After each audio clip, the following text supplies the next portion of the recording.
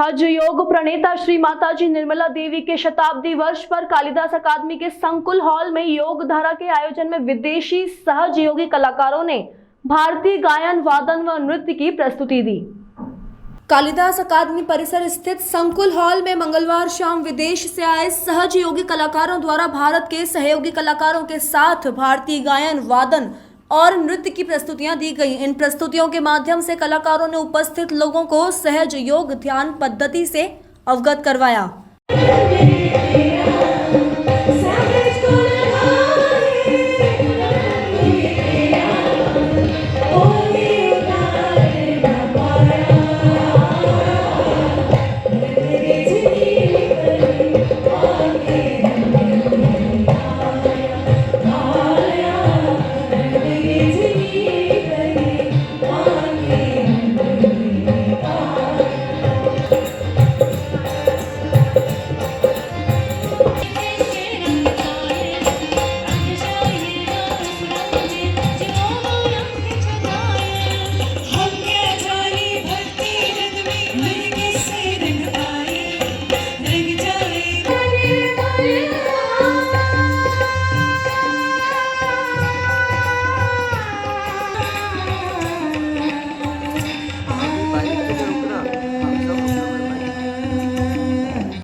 कार्यक्रम में उपस्थित लोगों को निःशुल्क आत्म साक्षात्कार भी दिया गया। सहज योग उज्जैन के नगर समन्वयक सुधीर धारीवाल के अनुसार सहज योग प्रणेता श्री माताजी निर्मला देवी द्वारा प्रणीत सहज योग के प्रचार प्रसार एवं आत्म साक्षात्कार देने के लिए देश भर में माताजी के 101वें जन्म शताब्दी के अवसर पर योग धारा का आयोजन इन कलाकारों द्वारा किया जा रहा है।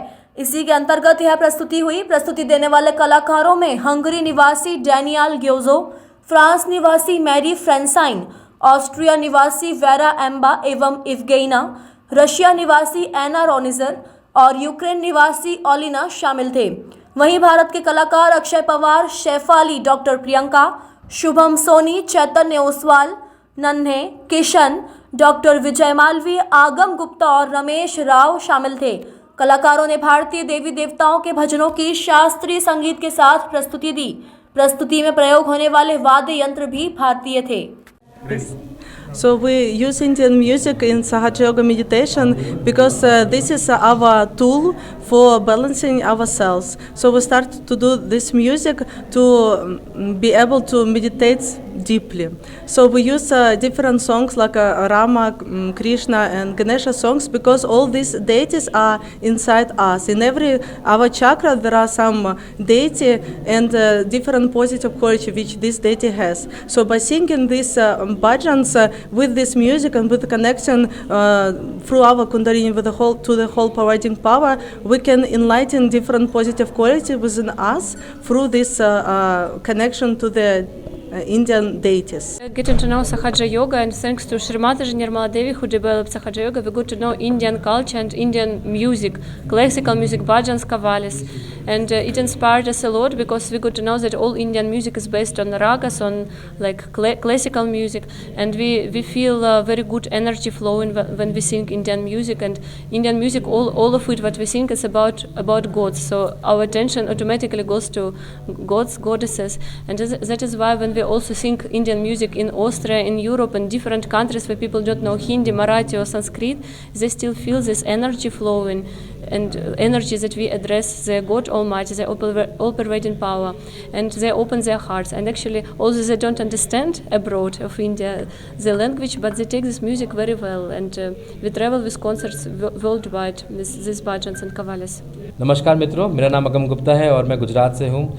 जैसा कि आप देख रहे हैं, योग धारा का कार्यक्रम आज हमारे उज्जैन में है और जहाँ पर हमारे विदेशी कलाकार भाई बहन भारतीय कलाकारों के साथ आज आपके सामने भजन, नृत्य और कव्वाली की प्रस्तुति कर रहे हैं। यह योग धारा टीम जिसमें आप विदेशी भाई बहन देख रहे हैं, परम पूज्य माताजी श्री निर्मला देवी की कृपा से जो देश विदेश जाकर जिन्होंने अमन का, प्रेम का और शांति का संदेश दिया, वही भारतीय संस्कृति, भारतीय संगीत, भारतीय नृत्य क्या है उनको सिखाया और आज विदेशी भाई बहन उसी कारण यहाँ पर आए हैं। इस कार्यक्रम के द्वारा हम लोगों को ध्यान धारणा सिखाना चाहते हैं। सहज योग, सह माने साथ में, ज में जन्मा हुआ, आपके साथ जो शक्ति जन्मी हुई है उसको सहज योग कहते हैं। श्री माता जी इसकी फाउंडर हैं, जिन्होंने 21 मार्च 1923 में इसकी शुरुआत करी। छिंदवाड़ा में उनका जन्म हुआ।